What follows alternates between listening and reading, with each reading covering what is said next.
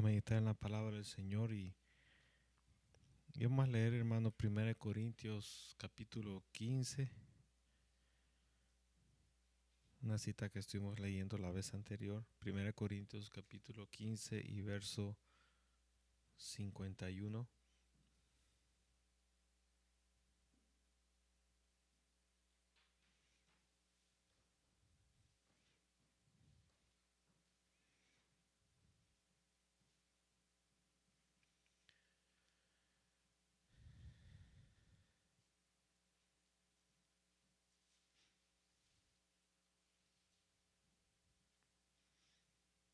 Primera Corintios capítulo 15 y verso 51, dice la palabra de Dios: He aquí os digo un misterio, no todos dormiremos, pero todos seremos transformados en un momento, en un abrir y cerrar de ojos, a la final trompeta, porque se tocará la trompeta y los muertos serán resucitados incorruptibles y nosotros seremos transformados, porque es necesario que esto corruptible se vista de incorrupción y esto mortal se vista de inmortalidad. Y cuando esto corruptible se haya vestido de incorrupción y esto mortal se haya vestido de inmortalidad, entonces se cumplirá la palabra que está escrita: sorbida es la muerte en victoria. ¿Dónde está, oh muerte, tu aguijón? ¿Dónde, oh sepulcro, tu victoria? Ya que el aguijón de la muerte es el pecado y el poder del pecado la ley. Mas gracias sean dadas a Dios, que nos da la victoria por medio de nuestro Señor Jesucristo. Así que, hermanos míos amados, estad firmes y constantes, creciendo en la obra del Señor siempre, sabiendo que vuestro trabajo en el Señor no es en vano. Amén. Habíamos hablado ya de esta cita la vez anterior y habíamos mencionado sobre el arrebatamiento de la iglesia, que es el que está hablando acá, al sonar la trompeta, y que los que están muertos, como los que están vivos, los que están muertos primero, luego los que están vivos, ambos serán transformados en un abrir y cerrar de ojos en ese lapso de tiempo, y que Dios, hermano, en ese momento entonces hará esa transformación y ese proceso sobrenatural, ese misterio que menciona aquí las escrituras. Va a ser algo que el Señor lo interpreta como un vestir, como el quitarse la ropa y ponerse una vestimenta nueva. Cuando menciona que seremos vestidos de algo incorruptible por lo corruptible que tenemos, algo inmortal por algo mortal que tenemos. Entonces, esa será, hermanos, este es el misterio del arrebatamiento de la iglesia, información que el Señor ha dejado en su palabra, y que posteriormente a esto comenzará entonces el periodo de la gran tribulación. Vamos a irnos a Primera de Tesalonicenses y vamos a buscar unas citas que aparecen ahí y que también hablan acerca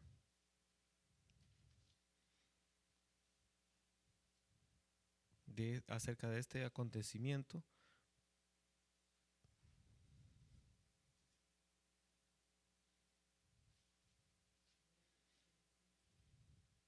Vamos a irnos a Primera de Tesalonicenses y vamos a buscar el capítulo 4 y verso número 13. Estamos viendo las citas que hablan acerca de la venida del Señor y de la gran tribulación, que están en otros libros afuera del libro de Apocalipsis. Primera de las Tesalonicenses capítulo 4 verso 13 dice: tampoco queremos, hermanos, que ignoréis acerca de los que duermen, para que no os entristezcáis como los otros que no tienen esperanza. En la cita, en Primera de Corintios, Pablo le está escribiendo a quienes. En la carta de Primera de Corintios, ¿a quienes le está escribiendo Pablo? A la iglesia que está en la ciudad llamada Corinto. Y aquí, en esta epístola, ¿a quiénes le está escribiendo Pablo?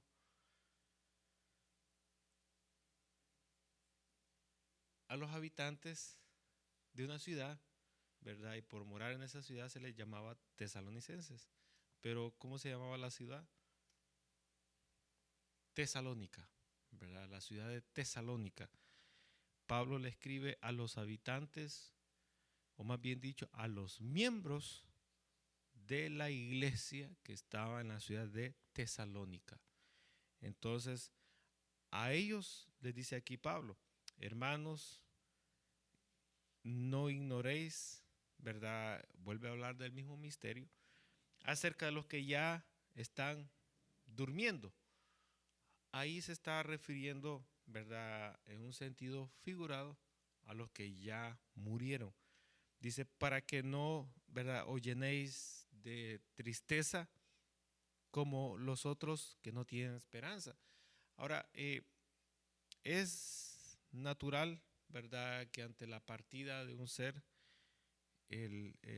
uno sienta una tristeza, pero hay una tristeza que, hermanos, está asociada con el futuro, ¿verdad? Hay una tristeza que está asociada con la pérdida, pero hay otra tristeza que está asociada con el futuro. Esa tristeza asociada con el futuro, hermano, con la eternidad, es la que dice aquí, relaciona a Pablo cuando dice, para que no llenéis de tristeza como los otros que no tienen esperanza. Porque si creemos que Jesús murió y resucitó, así también traerá Dios con Jesús a los que durmieron en él. Entonces está hablando, hermano, aquellos que eh, duermen, ¿verdad? En él, refiriéndose a aquellos que murieron creyendo en él o que abrazaron la fe y murieron, hermano, en esas condiciones. Entonces menciona aquí, ¿verdad? En el verso 14 que también Dios los traerá. Ahora, verso 15 dice, por lo cual os decimos esto en palabra del Señor. ¿Qué significa esa frase cuando menciona, por lo cual os decimos esto en palabra del Señor? Fíjese que Pablo se está refiriendo, está hablando del mismo tema, ¿verdad? Hermanos, está hablando del arrebatamiento de la iglesia, está hablando de que cuando ocurra el arrebatamiento de la iglesia, van a estar unos que ya están muertos y van a estar unos que están vivos. Entonces, Pablo está ampliando, hermanos, la información que tiene. En un principio, Pablo menciona y dice, he aquí, os digo un misterio.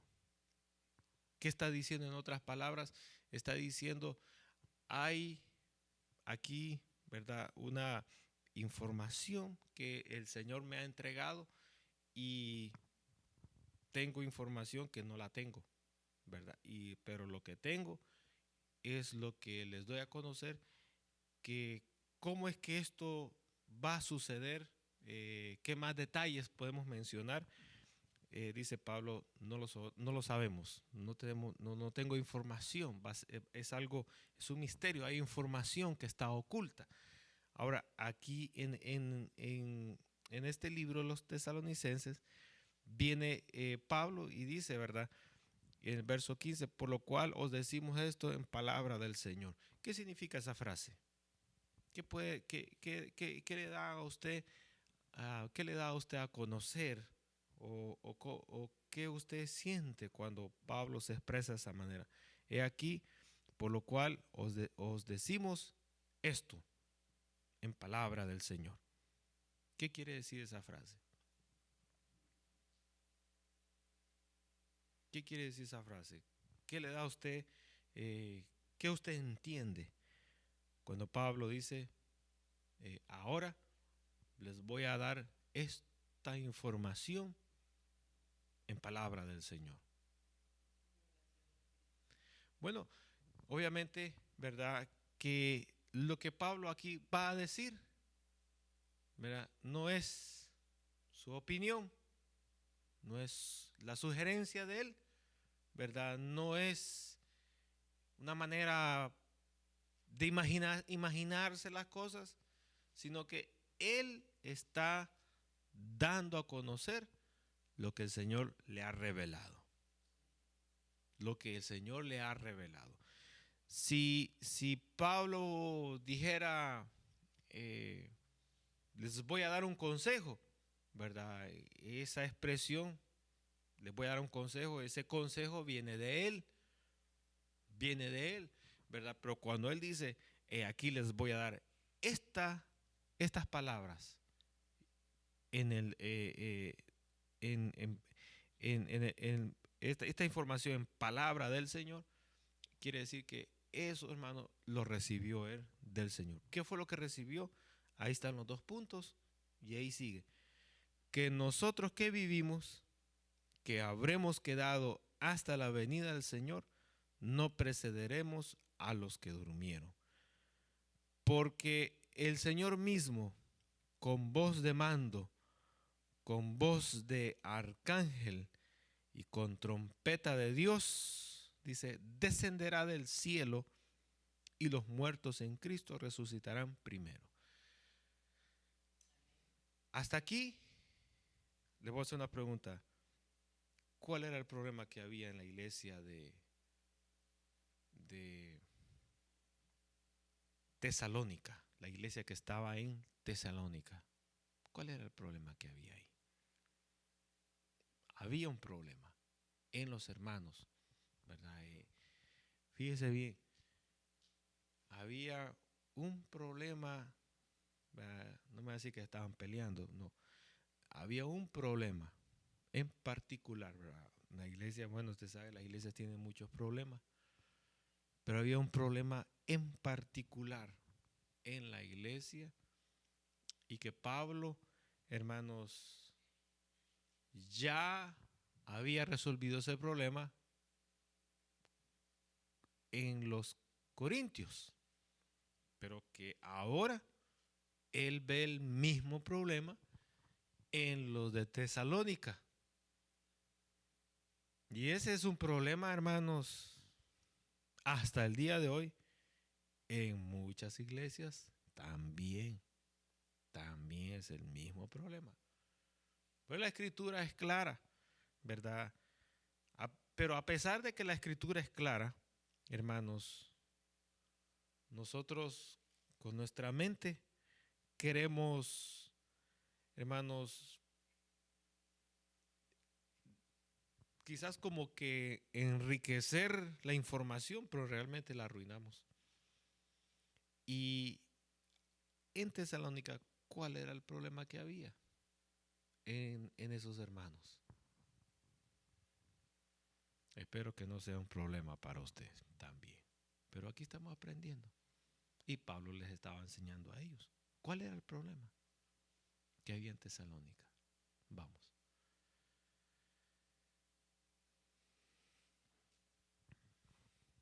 ¿Cuál era el problema que había en Tesalónica?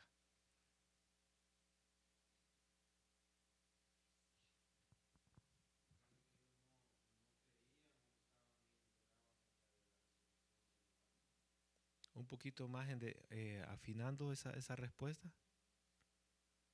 Afinemos esa respuesta.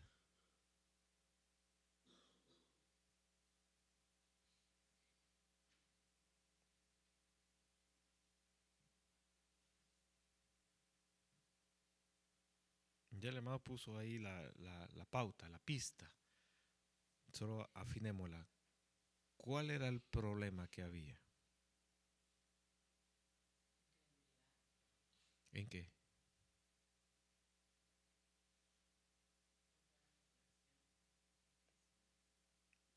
Especialmente.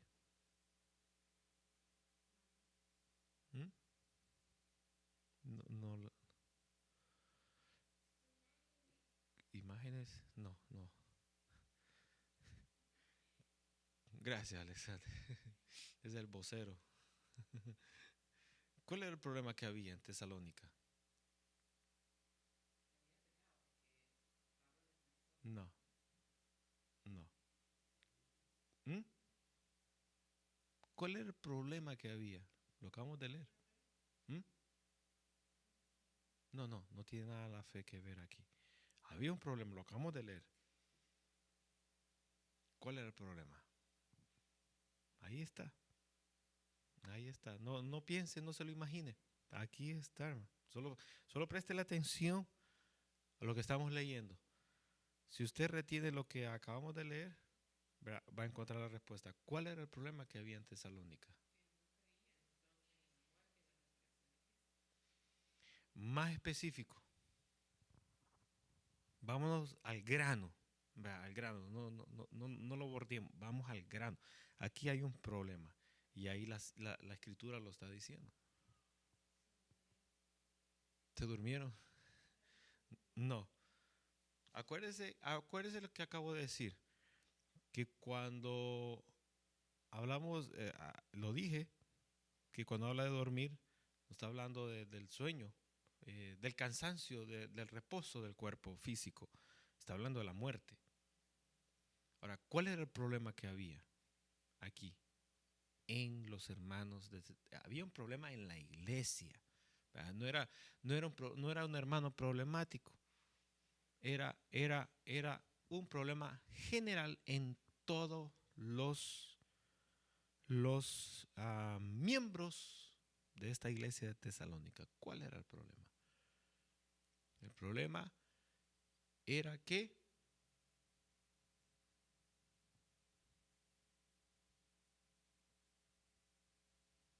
bueno, los hermanos tristes, estaban tristes, desalentados. ¿Qué otra palabra podemos utilizar?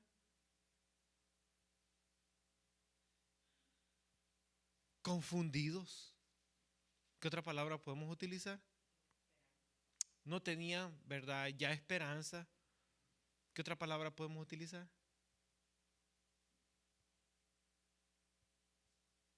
Ese era el ambiente o la forma de pensar de los hermanos en Tesalónica respecto a qué. Respecto a qué.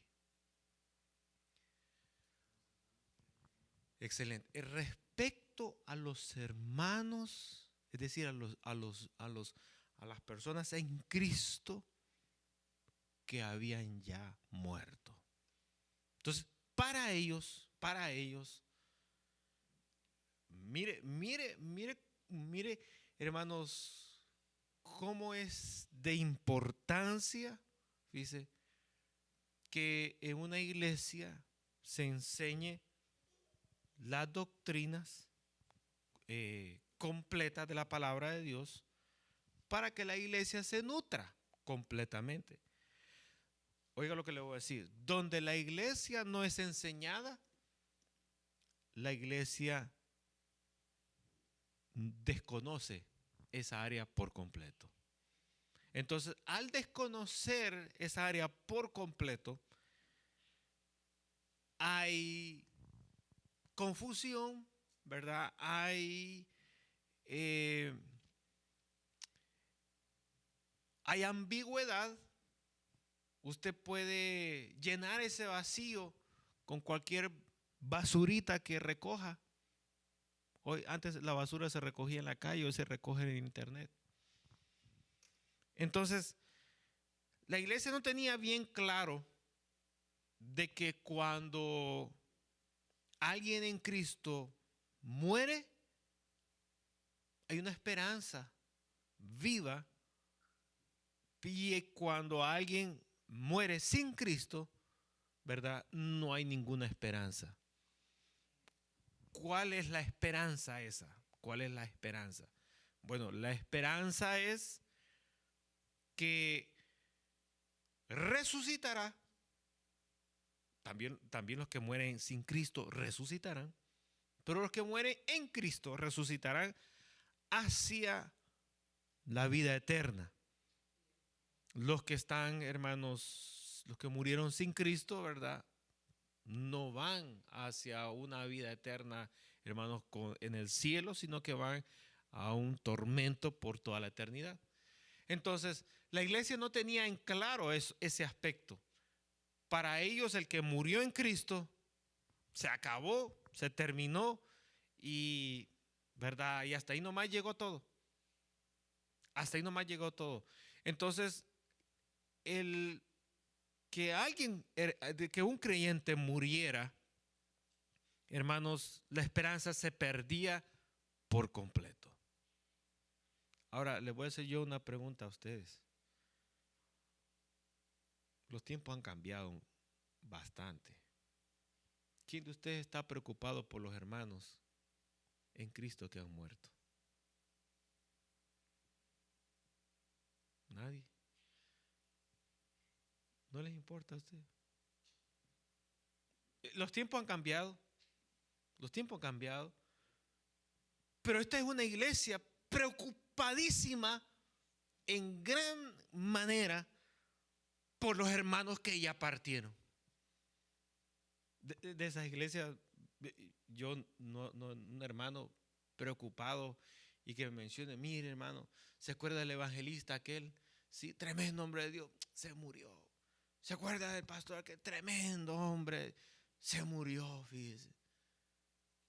Hoy que decimos nosotros, juicio le cayó, saber si se fue para el cielo y le echamos piedra. Y ni lo conocimos, pero así hablamos y así nos expresamos. Lastimosamente los tiempos han cambiado. Aquí hay una iglesia preocupadísima por los que ya habían muerto en el Señor. Entonces, Pablo, hermano, al ver la preocupación de una iglesia en cuanto a este tema, viene él, hermanos, y aclara las cosas. Y les dice, hermanos, lo siguiente. Ahora, yo poniéndome los zapatos de Pablo, hermano, creo que a veces no es fácil. No es fácil, hermano, que uno traiga palabra de Dios. Me refiero a que uno traiga la información que Dios le ha brindado a uno y la ponga en la iglesia, hermano, para poder solventar una necesidad a nivel general en todos los miembros. Hermano, por experiencia le digo, no todos creen y a veces la iglesia no cree. Siendo, hermano, no estoy hablando de opinión del que la trae, sino estoy hablando palabra que el Señor trae y la pone. A veces, hermano, es bien difícil que toda la iglesia en general, hermanos, lo tome como palabra del Señor y lo adopte, hermanos, como una respuesta a su necesidad. En las Escrituras, hermanos, hay ejemplos donde todos lo aceptaron como palabra de Dios, pero también hay ejemplos de todos no lo quisieron aceptar. Y aquí, ¿verdad?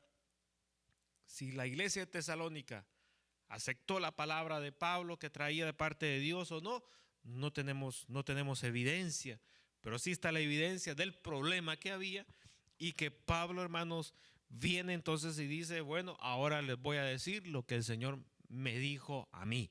Esta es lo que Él me dijo, de que los que vivimos, dice, los que habremos quedado hasta la venida del Señor, no precederemos a los que durmieron. ¿Qué quiere decir eso?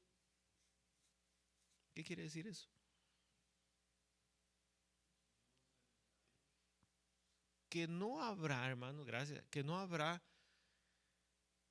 ninguna ventaja, ¿verdad? Uno puede decir, porque estoy vivo y el Señor viene en este momento y yo estoy vivo, voy a tener más ventaja de este. Este ni se ha dado cuenta, está bien muerto. No va a haber ninguna ventaja, dice Pablo. Es más, los que van a tomar ventaja no van a ser los que están vivos, van a ser los que están muertos. Dice, ellos serán primero los que serán levantados serán transformados y después de ello vamos nosotros los que vivimos. Entonces dice que porque el Señor mismo, verso 16, con voz de mando, con voz de arcángel, con trompeta de Dios descenderá del cielo y los muertos en Cristo resucitarán primero. Luego nosotros los que vivimos, ahí aclara, los que hayamos quedado, seremos arrebatados juntamente con ellos en las nubes para recibir al Señor en el aire y así estaremos siempre con el Señor. Por eso es que al final dice él, por tanto, alentaos los unos a los otros con estas palabras. Aquí hay una fortaleza, hermano, en la mente de estos hermanos. Es decir, hay una manera de pensar, hermanos, en estos hermanos de Tesalónica. Y aquí Pablo, hermanos, está poniendo la palabra del Señor para derribar esa manera de pensar, hermanos, y que ellos adopten lo nuevo que ha venido. Ahora, este es otro proceso, hermanos, que por experiencia lo digo, para muchos es bien difícil. Que usted tenga una manera de pensar y al escuchar la palabra de Dios contradiga su manera de pensar y que usted diga, bueno, así dice el Señor, ¿verdad? Pues entonces estoy equivocado en mi manera de pensar. Y uno se quita esos pensamientos y entonces a partir de ahí acepta y comienza, hermano, a tomar las ideas y los pensamientos que el Señor le está dando a conocer en ese momento. En algunos es un proceso que es casi difícil. Es casi difícil. Pero, hermanos, esa es una fortaleza que la única manera para poder derribar ese pensamiento en la mente, hermano, es siendo obediente a la palabra que el Señor ha dejado escrita. Entonces, vemos aquí, ¿verdad? Que, hermanos, los que dice la Escritura aquí que seremos arrebatados. ¿Qué es? ¿Se recuerdan qué significaba la palabra arrebatar? ¿Se recuerda? La vez pasada habíamos hablado el significado de la palabra arrebatar. Hay una palabrita que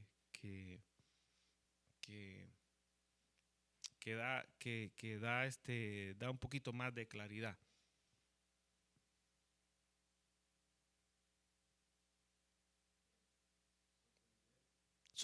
Bueno, es una sorpresa, es algo sorpresivo. Si yo paso al lado suyo y le arrebato la cartera, mañoso, dice la hermana. Le arrebato la cartera. Yo paso a la par suya, usted ni por seca está pensando lo que voy a hacer. Y menos, ¿verdad?, que le voy a arrebatar la cartera. Y va a ser una sorpresa. Se lleva la cartera. Me la quitó. Me la quitó. Una forma de arrebatar, hermanos. Le pregunto, el arrebatamiento, hay unas cualidades en la acción de arrebatar. Le pregunté yo a usted, ¿le puedo arrebatar la cartera? No le pregunté. Simplemente la tomé a la fuerza. Y puedo decir, esto es mío, me pertenece. A quienes arrebatan dice que son de ellos. El Señor va a arrebatar a su iglesia. Es decir, que la va a tomar y nos va a preguntar a nosotros, ¿te querés ir? No, hermanos. Él la va a tomar a la fuerza. Hermano, va a ser algo sorpresivo. También la palabra arrebatar significa jalar. Jalar. El Señor dice en la Biblia que nos va a arrebatar, nos va a jalar. Y hermanos, cuando Él haga eso, ¿dónde nos vamos a reunir con Él? Allá en el trono celestial. Amén. Ajá, ahí está. Dice la Escritura, hermano, Él sonará la trompeta y descenderá. Descenderá. ¿Hasta dónde va a llegar Él? hasta las nubes. Ahora, Él va a caminar poquito o mucho, no sé. Pero nosotros, hermanos, de aquí la tierra, seremos jalados. Y las nubes, el nivel de las nubes, esa área de las nubes, ese será el punto de reunión para el Señor y para nosotros. Cuando lleguemos a ese punto de reunión, a partir de ahí el Señor nos toma, ahí nos toma y ahí, hermano, nos vamos con Él. Hermano, este será un tiempo de actividad angelical, de seguro. Actividad, hermano, los ángeles. Yo creo que no habrá ningún ángel, hermanos, descansando. Estarán todos activos en esta, hermano, tiempo tan corto, menos de un segundo. Entonces, dice aquí el verso 18, finalmente, ¿verdad? Por tanto, alentaos los unos a los otros con estas palabras. Amén. Terminamos. Bueno, vámonos al capítulo 5 de Tesalonicenses. Vámonos al capítulo 5.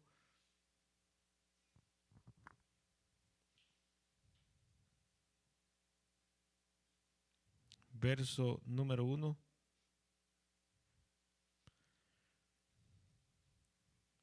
Dice, pero acerca de los tiempos y de las ocasiones no tenéis necesidad, hermanos, de que yo os escriba. Bueno, eso era, bueno, la iglesia de Tesalónica tenía un problema, que estaban confundidos si los que habían muerto en Cristo, pues cuál iba a ser el final de ellos. ¿Cuál iba a ser el final? Ahora, pero tenían otra, esa era la parte débil de ellos, la otra parte, pero la parte fuerte de ellos, que aquí Pablo lo recalca, es de que dice, hermanos, pero en cuanto a los tiempos, ¿verdad? No tengo ya que decirles porque ustedes ya esto sí lo dominan perfectamente. Verso 2, porque, y a pesar de que ellos ya lo saben y que Pablo los felicita por manejar esa información bien, correctamente, Pablo lo vuelve a repetir. Dice, verso 2, porque vosotros sabéis perfectamente que el día del Señor vendrá así, como ladrón en la noche. Que cuando digan paz y seguridad, entonces vendrá sobre ellos destrucción repentina, como los dolores a la mujer encinta, y no escaparán. Mas vosotros, hermanos, no estáis en tinieblas para que aquel día os sorprenda como ladrón, porque todos vosotros sois hijos de luz e hijos del día. No somos de la noche ni de las tinieblas. Por tanto, no durmamos como los demás, sino velemos y seamos sobrios. Pues los que duermen de noche duermen, y los que se embriagan de noche se embriagan. Pero nosotros que somos del día, seamos sobrios, habiéndonos vestido con la coraza de fe y de amor, y con la esperanza de salvación como yelmo, porque no nos ha puesto Dios para ira, sino para alcanzar salvación por medio de nuestro Señor Jesucristo, quien murió por nosotros, para que ya sea que velemos o que durmamos, vivamos juntamente con Él, por lo cual animaos unos a otros y edificaos unos a otros, así como lo hacéis. De aquí viene aquella alabanza que dice, sea que vivamos o que muramos, somos del Señor, somos del Señor. Bien, pero aquí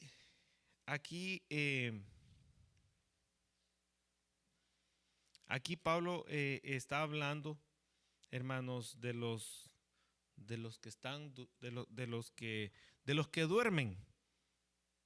¿Quiénes son los que duermen, hermanos?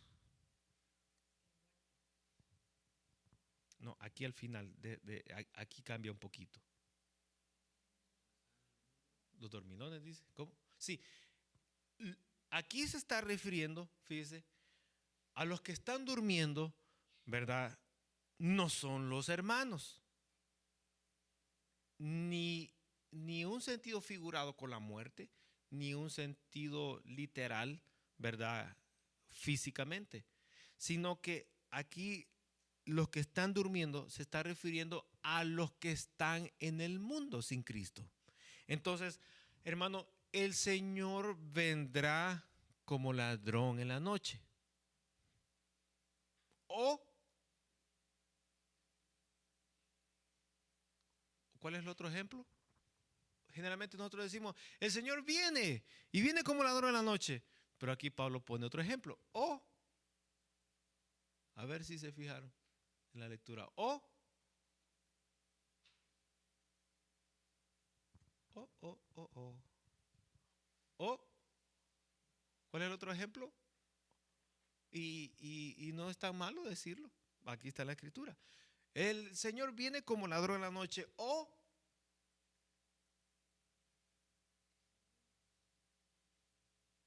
¿cómo? León. No, hermano. No, no viene como león. O, fíjese bien, hermano, tiene que traer su Biblia y tenerla abierta. Y tiene que tener un cuaderno y un lápiz para ir apuntando, subrayando, hermano, y que no se lo olvide. El Señor viene como ladrón en la noche o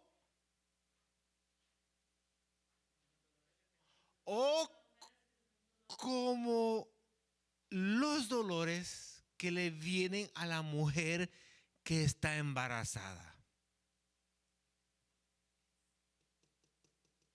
Amén. Amén. Hay dos ejemplos que el Señor pone. Y dice, así será la venida del Señor. Ahora, como viene el ladrón en la noche, y el ladrón, hermanos, también es algo que sorprende, es algo que es sorpresivo. ¿Para quiénes va a ser sorpresa la venida del Señor? Bueno, hermano, cuando el ladrón llega, ¿para quién, a quién sorprende el ladrón, hermano? Sí, ¿y quiénes son la víctima de ellos? La familia. ¿Y cómo está la familia? ¿Por qué lo sorprende el ladrón? Porque están durmiendo. Entonces, cuando el Señor venga, ¿quiénes son los que, hermanos, están durmiendo? El mundo, el mundo son los que están durmiendo. La iglesia, ¿verdad? Aquí, supuestamente, la iglesia de Tesalónica, supuestamente, como era una iglesia que dominaba este tema, esta área del tema, ellos no eran dormilones, ellos eran personas que estaban velando. Ahora, ¿cómo podemos velar, hermano, nosotros? Desglosemos esa palabra. ¿Cómo nosotros podemos velar y que la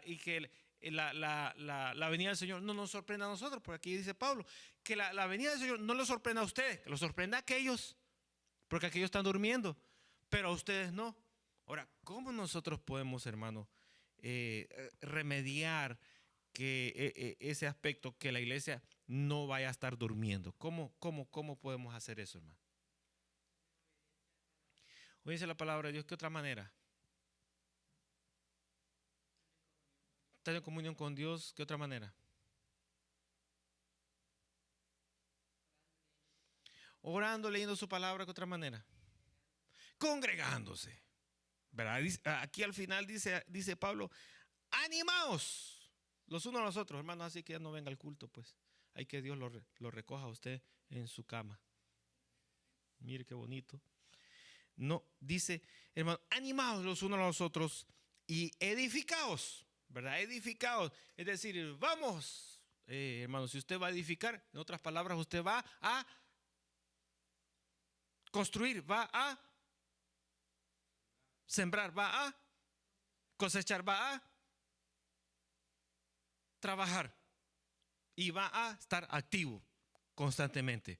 Entonces, esa es una manera, hermanos, de que el Señor, ¿verdad? Cuando venga, hermanos, nos encuentre a nosotros velando. No sé, hermano, qué será de aquel que se descuide para ese tiempo. No sé, ¿verdad? ¿Se quedará? El Señor siempre nos llama a velar. Hermanos, llegamos hasta aquí, Primera de Tesalonicenses. Segunda de Tesalonicenses tiene más información, hermanos, tiene más información y vamos a dejar Segunda de Tesalonicenses para la siguiente ocasión. Pero, hermano, es interesante que allá en Corintios Pablo tocó un pedacito sobre la venida del Señor, Pero en los tesalonicenses, la primera epístola y la segunda epístola están cargadas, hermano, de los acontecimientos que vendrán en el futuro y que hemos estado viendo en el libro de Apocalipsis. Entonces vamos a dejar segunda Tesalonicenses para la siguiente ocasión. Hermano, ¿tiene alguna pregunta? ¿Tiene alguna pregunta? ¿Tiene alguna pregunta? ¿Algún comentario, hermanos? ¿Qué cree usted, hermanos? Dos preguntas interesantes. ¿Cuándo cree usted que pudiera ser la venida del Señor? ¿Cuándo cree usted que pudiera ser la venida del Señor? No le estoy pidiendo el mes, el día y la hora del segundo, porque estaría, hermanos, quebrantando, hermanos, terriblemente la palabra de Dios. Pero una ligera, un ligero así brochazo.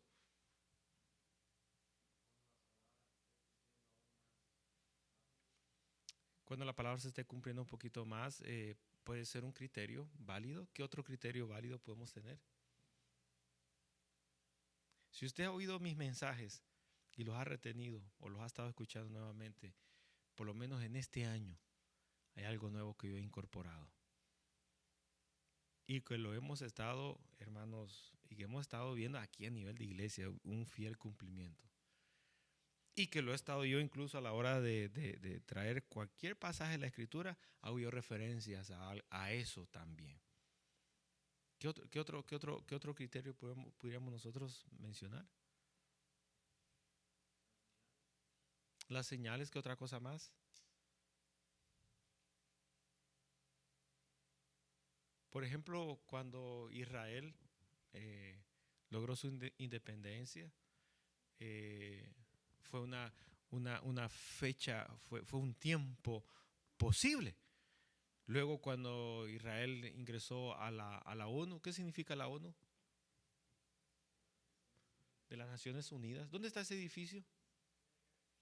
Nueva York, excelente, Nueva York. Cuando ingresó, hermanos, ¿verdad? Pudo haber sido otra temporada. Luego, ¿qué otra fecha? Por ejemplo, allá en la década de los 80, ¿verdad? Muchos contaban los años y hacían números y en la década de los 80, pasó la década de los 80. Luego otros dijeron que la época del 2000, el cierre del año 2000, hermanos, y cerró el año 2000, comenzó un nuevo año, comenzó una nueva temporada y ahora, hermanos, ¿verdad? Las fechas posibles han ido quedando atrás, ahora viene una nueva. Hermano, ¿qué otro criterio podemos mencionar?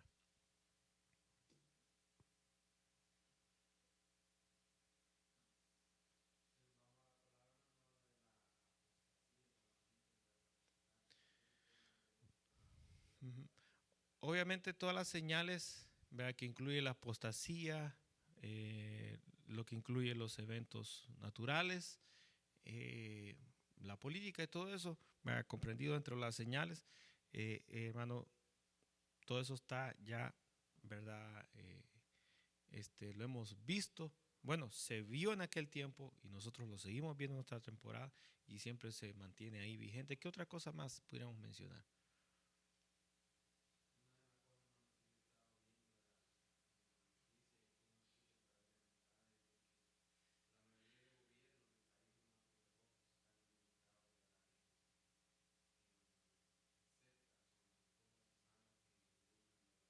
Ujú.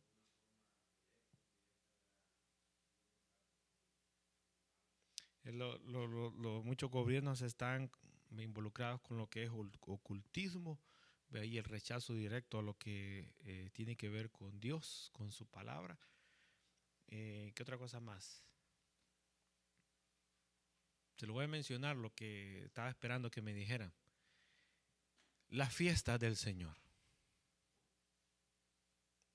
Ese es otro criterio que puede tomarse en cuenta. ¿Cuáles son las tres fiestas del Señor? Pascua, Pentecostés.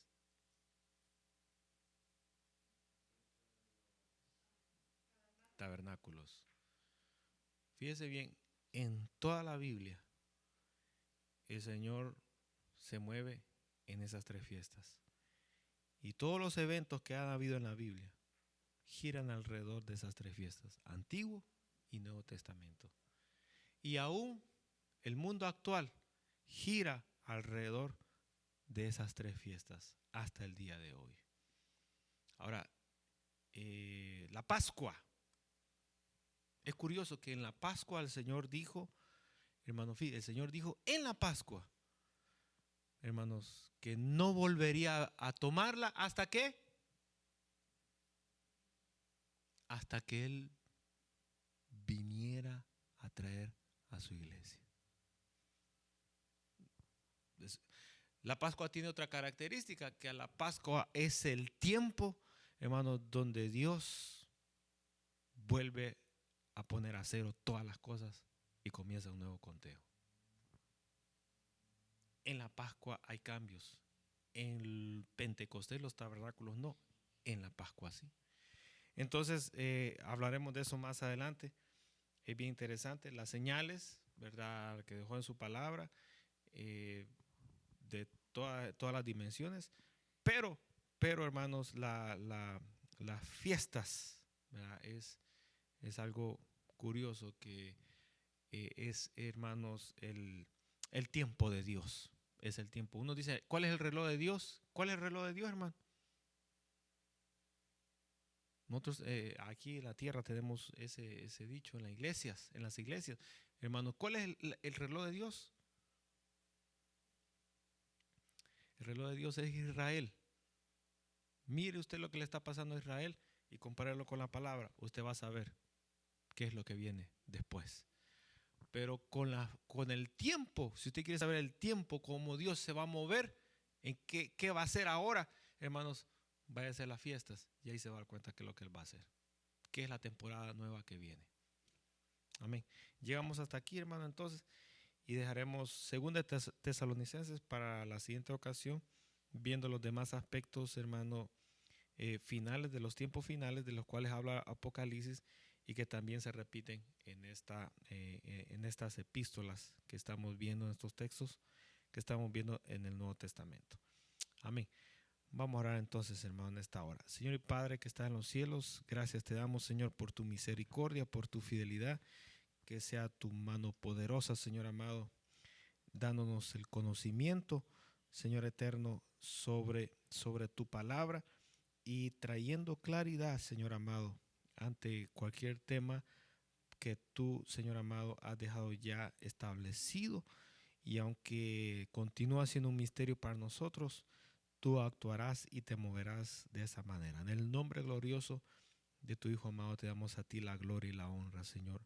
Amén y